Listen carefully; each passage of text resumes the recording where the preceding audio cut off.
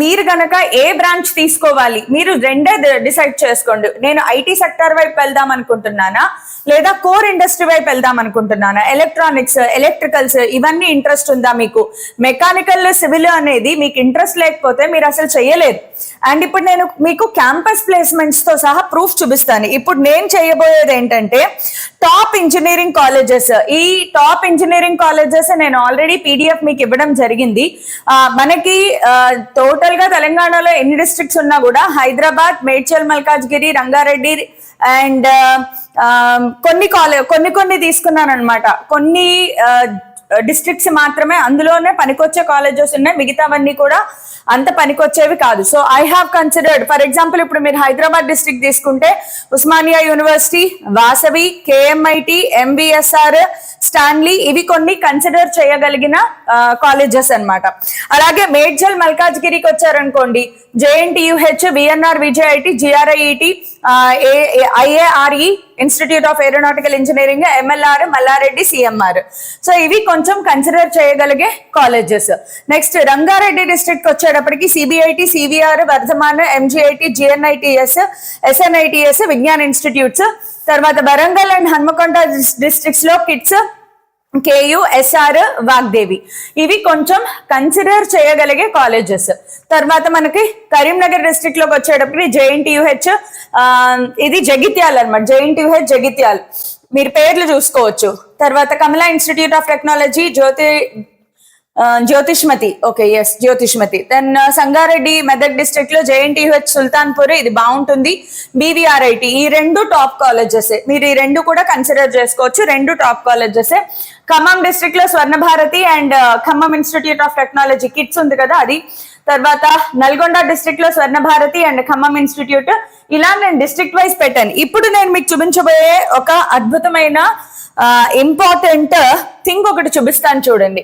Placements ఎలా ఉన్నాయి right from Osmania university దగ్గర నుంచి మీరు అబ్జర్వ్ చేసుకుంటే, ఉస్మానియా యూనివర్సిటీ టాప్ యూనివర్సిటీయే, కానీ అక్కడ ప్లేస్మెంట్స్ అంత అద్భుతమైన రేంజ్ లో అయితే జరగట్లేదు. మీకు ఇక్కడ డేటాలోనే తెలిసిపోతుంది.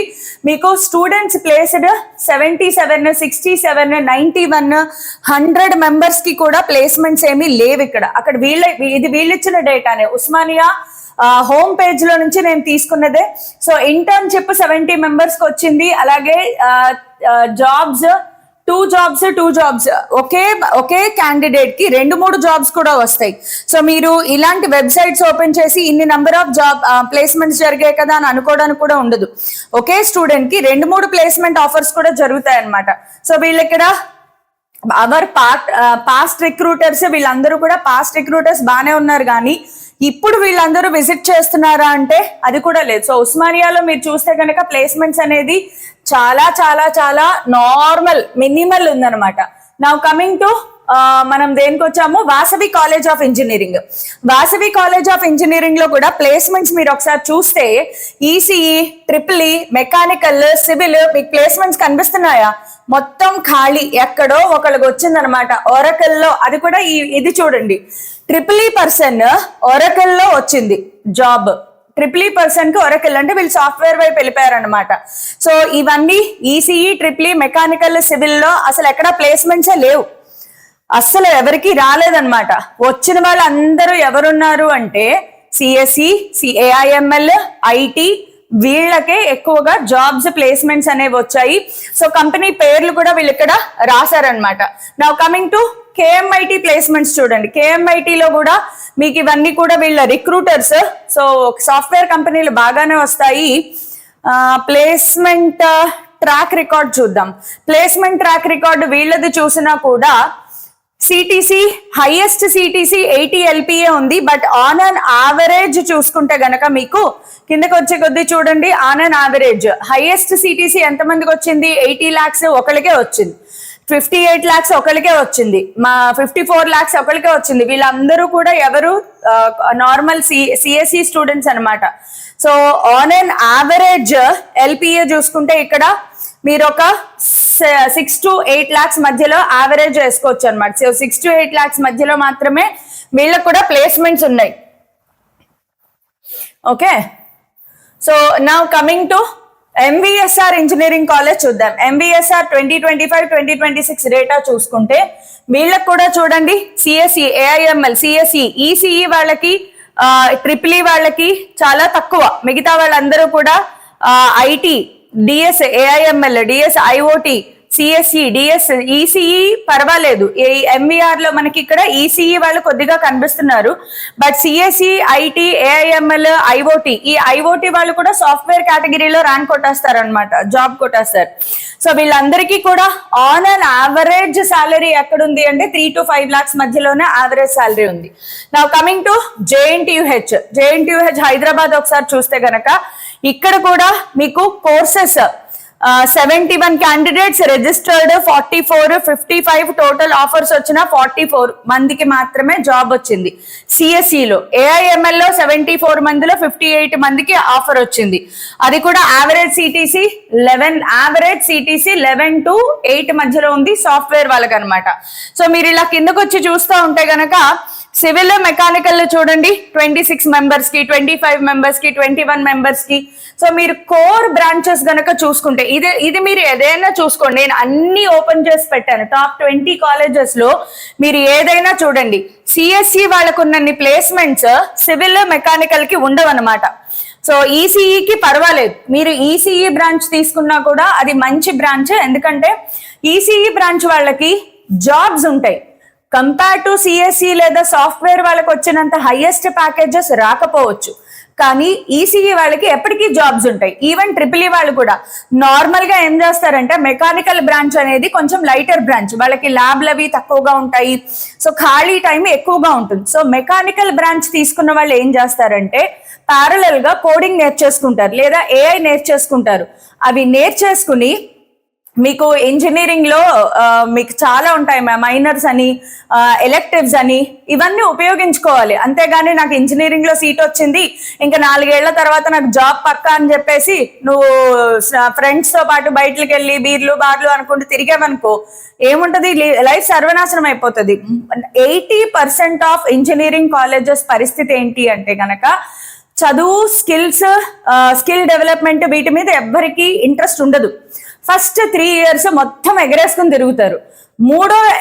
థర్డ్ ఇయర్ ఎండింగ్ లోకి వచ్చిన తర్వాత గుర్తొస్తుంది అనమాట వీళ్ళకి ఇంటర్న్షిప్లు లేదా ప్రాజెక్టులు. సో ఈ ఇంటర్న్షిప్లు, ప్రాజెక్టులు కాలేజ్ వాళ్ళు ఏదో 2-3 సజెస్ట్ చేస్తారు, లేదా నువ్వు ఇంటర్నెట్ లోంచో లేదా పాస్ట్ ఇయర్ లోంచో ఎక్కడి నుంచో కాపీ చేసి నీ రెజ్యూమ్ లో పెట్టేసుకుంటావు. దానివల్ల నీకు జాబ్స్ ఎందుకు వస్తాయి? రావు.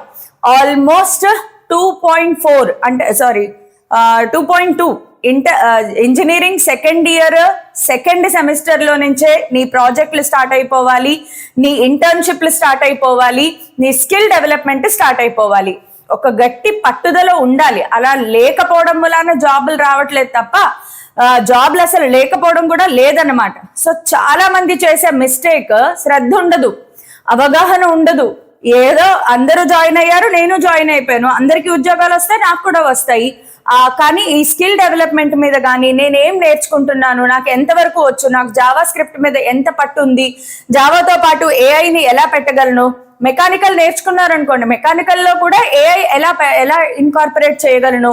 ఇప్పుడు సివిల్ చూడండి, నార్మల్ గా బీ ప్లానింగ్లు, బీఆర్క్లు గీసేవన్నీ కూడా ఏఐ గీసేస్తుంది.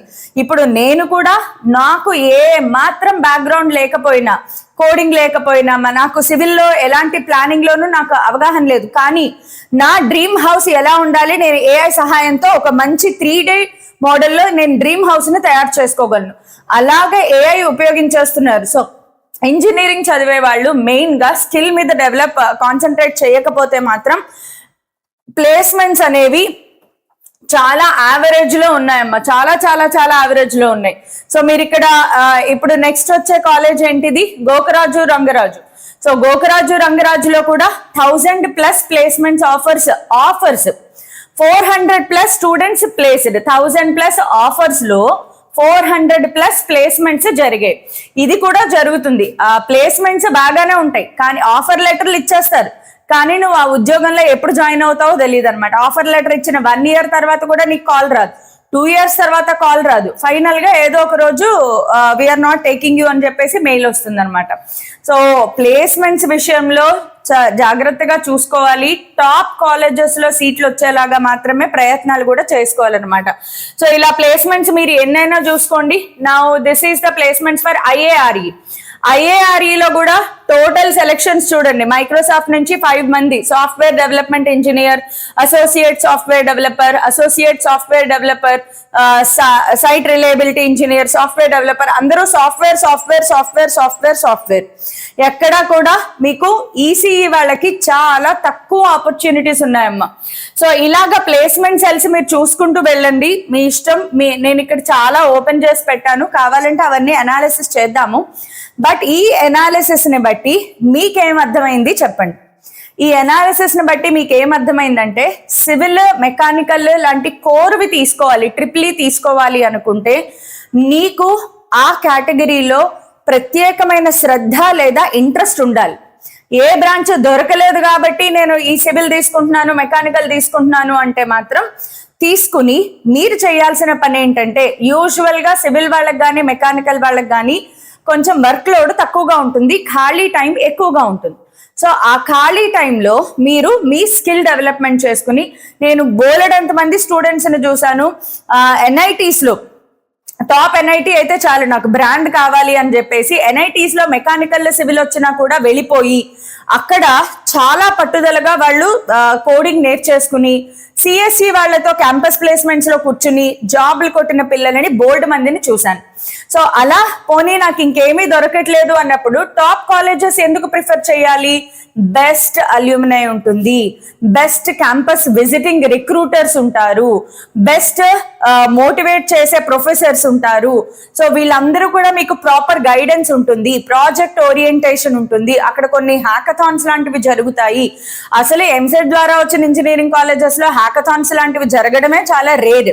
నువ్వేదో 1,00,000 ర్యాంక్ వచ్చింది కదా అని చెప్పి లాస్ట్ కాలేజెస్ లో ఏదో శ్రద్ధ లేకుండా చదివితే మాత్రం కష్టం. మీకు ఎంత ర్యాంక్ వచ్చిందో అంత ర్యాంకులో మీకు బెస్ట్ కాలేజ్ని చూస్ చేసుకోవడానికి ప్రయత్నం చేయండి. ఆ బెస్ట్ కాలేజ్లో కూడా నువ్వు తీసుకున్న బ్రాంచ్ నీకు నచ్చితే దానిలోనే 100% పెట్టి చేయండి. లేదు నాకు ఏదో రాలేదు ఇంకా సరిగ్గా 1,00,000 ర్యాంక్ వచ్చింది సివిల్ మెకానికల్లో తీసుకున్నాను, అయినా సరే నిరాశ పడకుండా ఆ సివిల్ మెకానికల్ ని శ్రద్ధగా చదవండి. దానిలో ఏఐని ఎలా పెట్టచ్చు, డేటా సైన్స్ ని ఎలా ఇన్కార్పొరేట్ చేయొచ్చు, లేదా దానికి నేను ఇంకా ఏమైనా స్కిల్ డెవలప్మెంట్ చేసుకోవచ్చా, వీటి మీద ఎక్కువగా రీసెర్చ్ చేయడానికి ప్రయత్నం చేయండి. ఓకే.